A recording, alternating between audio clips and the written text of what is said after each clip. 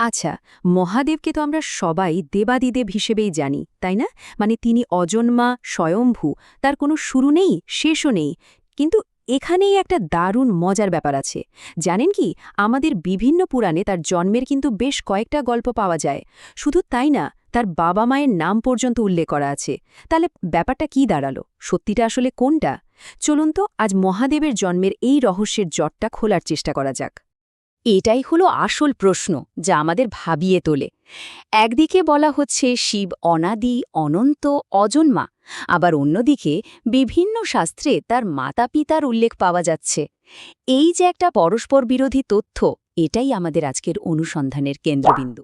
এই রহস্যের গভীরে যদি যেতে হয় তাহলে আমাদের প্রথমেই ডুব দিতে হবে পুরাণের বিশাল সাগরে, কারণ এখানেই লুকিয়ে আছে এমন সব গল্প যা একটা আরেকটার থেকে একেবারেই আলাদা। তো চলুন সবার আগে এই পৌরাণিক দ্বন্দ্বগুলোকেই একটু কাছ থেকে দেখা যাক। এই দ্বন্দ্বের শুরুটা কিন্তু বেশ অদ্ভুত। দেখুন, একদিকে বিষ্ণু পুরাণ বলছে যে বিষ্ণুই হলেন পরম সত্তা, আর তার নাভি থেকে যে পদ্মফুল বেরোয় তাতেই ব্রহ্মার জন্ম।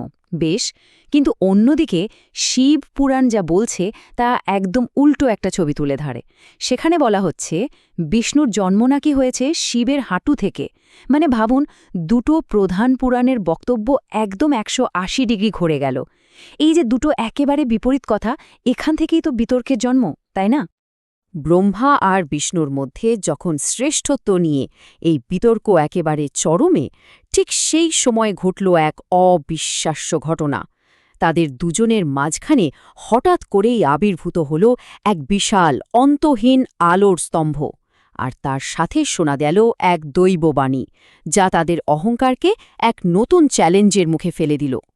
হাজার হাজার বছর ধরে চেষ্টা করেও ব্রহ্মা বা বিষ্ণু কেউই সেই জ্যোতির্লিঙ্গের শুরু বা শেষ খুঁজে পেলেন না। শেষমেশ দুজনেই যখন ব্যর্থ হয়ে ফিরে এলেন, তখন সেই আলোর স্তম্ভ থেকেই স্বয়ং শিব আবির্ভূত হলেন আর প্রমাণ করে দিলেন যে তিনি অনাদি এবং অনন্ত। এই গল্পের একটা খুব গুরুত্বপূর্ণ দিক হল ব্রহ্মার মিথ্যাচার। তিনি শেষ খুঁজে পেয়েছেন বলে মিথ্যা দাবি করেছিলেন, আর তার ফলেই শিব তাকে অভিশাপ দেন যে পৃথিবীতে তার পুজো হবে না। খেয়াল করে দেখবেন, এই কারণে কিন্তু আমরা ব্রহ্মার মন্দির খুব একটা দেখতে পাই না। কিন্তু গল্পটা এখানেই শেষ হয়ে যাচ্ছে না। বিষ্ণু পুরাণ অনুসারে শিব স্বয়ং ব্রহ্মার পুত্র হিসেবে জন্মেছিলেন। কিন্তু এটা কিভাবে সম্ভব? যিনি অনাদি অনন্ত, তার আবার জন্ম হয় কি করে? চলুন রুদ্রের জন্মের সেই আশ্চর্য গল্পটা এবার শোনা যাক। গল্পটা হচ্ছে এরকম: জ্যোতির্লিঙ্গের সেই ঘটনার পর ব্রহ্মা নিজের ভুলের জন্য ভীষণ অনুতপ্ত হন এবং শিবকে পুত্ররূপে পাওয়ার জন্য কঠোর তপস্যা শুরু করেন। শিব তার ভক্তিতে সন্তুষ্ট হয়ে তাকে বর দেন। বহু যুগ পর ব্রহ্মার কোলে এক শিশু আবির্ভূত হয়, কিন্তু জন্মানোর পরে সে প্রচণ্ড কাঁদতে শুরু করে। তখন ব্রহ্মা তার নাম দেন রুদ্র।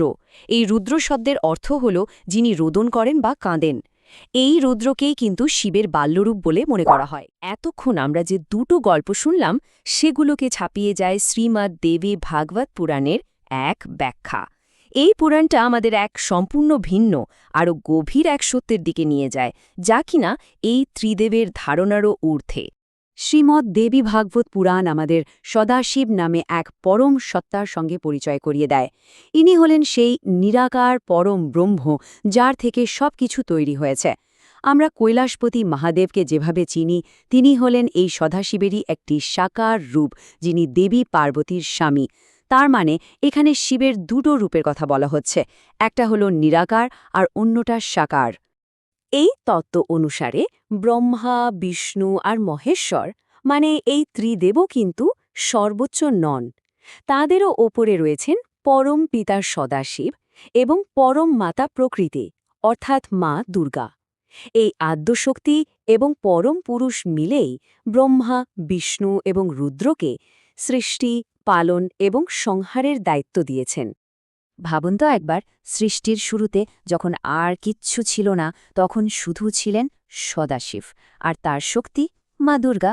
তারাই প্রথমে পালনকর্তা বিষ্ণুকে, তারপর সৃষ্টিকর্তা ব্রহ্মাকে, আর সবশেষে সংহারকর্তা রুদ্রকে সৃষ্টি করেন। আর এই রুদ্র কিন্তু আসলে স্বয়ং সদাশিবেরই অন্য একটা রূপ। আপনাদের কি মনে হয়,